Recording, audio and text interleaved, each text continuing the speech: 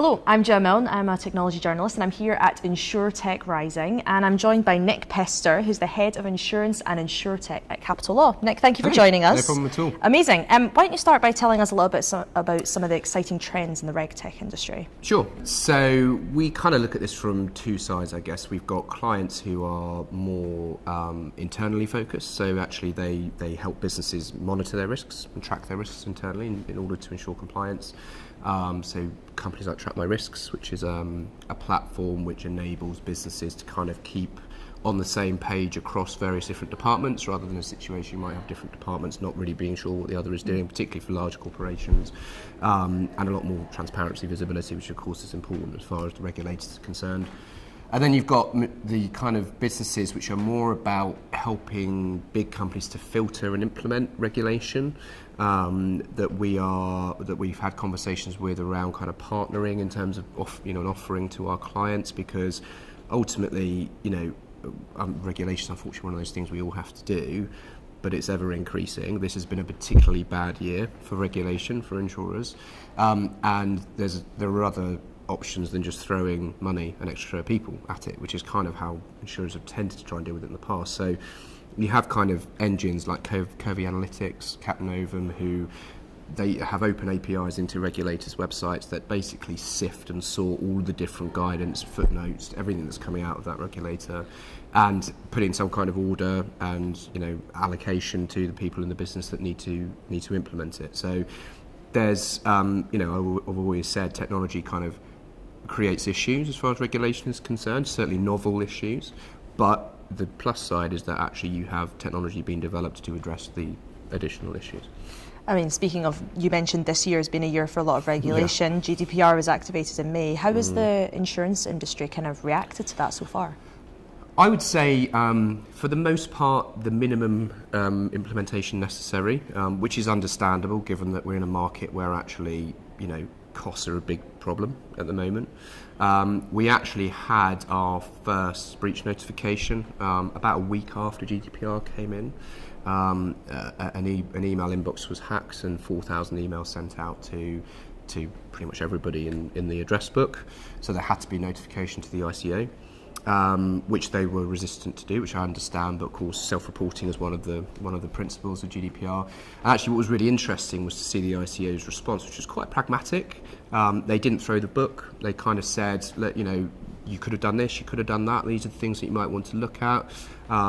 If we hear about you again, we might take a different view, but actually, we're not gonna be too harsh. So that kind of fit with what we thought would probably happen. But of course, until you actually see them do something, you don't know what they're going to do. So I think what has been proven is that the panic that some may have created, I'm not saying lawyers weren't partly responsible for that, not us, but maybe others, was probably not justified in terms of the amount of concern there was around it. Obviously it's important to comply with it, but I think the kind of, let's get the minimum measures in place and let's take it from there, probably the right approach actually. You mentioned this idea of technology that's creating questions around regulation, but then technology coming in to try and help solve them. You do a lot of work with startups and kind of advising businesses. What's been your sort of biggest piece of advice you've been saying to new companies coming into this reg tech space, considering the climate we're in? I think that the most important bit is the join up between the tech side and the compliance team, because I said in the discussion earlier that this regulatory lag, which people talk about, regulation struggling to keep up with technology, it actually happens internally within businesses as well. You kind of have developers running off and doing really cool things, not necessarily thinking about how that might play from a compliance perspective, and obviously then you have compliance chasing to keep up. So actually the biggest piece of advice really around the regulated sector we give these guys is just make sure that you're joined up in what you're doing, make sure that everybody's on the same page, make sure you have some proper procedures in place which you can all at least refer to as evidence if God forbid you end up in that situation. So it's just making sure that you have a joined up story really. Let's have a little think about some future technologies. So there's been a lot of chat around governing artificial intelligence. Yep. What have been some of the challenges in this space? So the biggest challenge is around deep learning. Because actually most of the technology you see in the market now from an AI perspective is actually fairly sort of basic AI in terms of input-output, kind of pre-programmed responses, basic algorithms that do that type of thing. But when we start moving into, for example, advisory chatbots and things which are built on machine learning and kind of supposed to pick things up and be advisory in nature, you start getting into quite a difficult area. And there's been some guidance produced by the House of Lords recently, which essentially is saying, in insurance, which is an industry which obviously has potential to impact on people to quite a significant extent, if you can't explain your technology, the decisions that it's making, then you shouldn't implement it.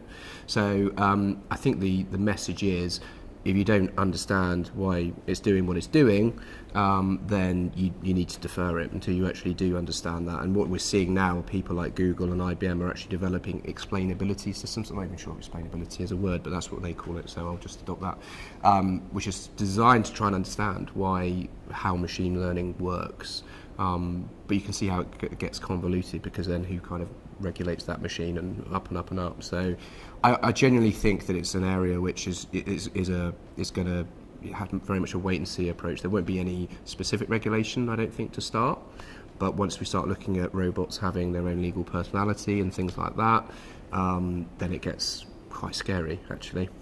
Speaking about a lack of understanding, another area that I think is sort of plagued by people not quite knowing what's going on is the world of blockchain and the other ICO that you've mentioned in your that does get confusing when you talk about ICO. Right, I was thinking that. But talk to me a little bit about what you've been doing in that space, and maybe for people who aren't understanding this blockchain ICO space, what do you have to think about? Well, the two we treat as different practice areas, because obviously blockchain can just be a platform for implementation of certain standards or communication systems within a company, for example. It doesn't obviously necessarily have to go with an ICO.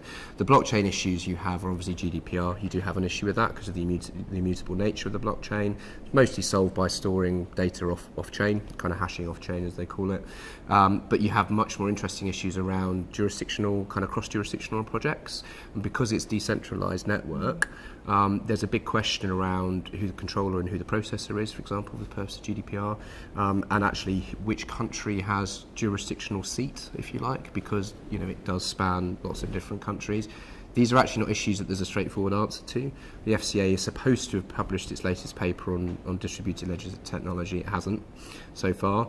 And I think blockchain may be the first thing that really challenges their technology neutral approach, because the FCA has always said we don't regulate technology, we regulate the outcomes.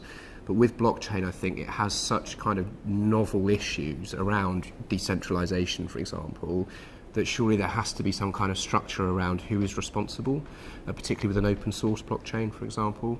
So that's kind of that side. And then the ICO side, it's mostly about a jurisdictional analysis. Most of the clients we speak to, the biggest decision they have to make is where they launch it. There's such a different regime in the US, for example, to what it is in Gibraltar, which is very open market to initial coin offerings. So it's so fluid, though, and I think that until the FCA really kind of puts its marker down, and other regulators do tend to sort of take note of what the FCA says. So I think once that paper gets published, which I'm really looking forward to, but I'm a bit of a legal geek, so I would, then I think we'll have a lot more clarity around that. Yeah, it's a difficult one, because I think some of the regulators are kind of randomly, making announcements, and people have already planned their ICOs. Exactly. And suddenly having to move it around. It seems a bit like a Wild West at the moment. It is. Some of them definitely are, I would say.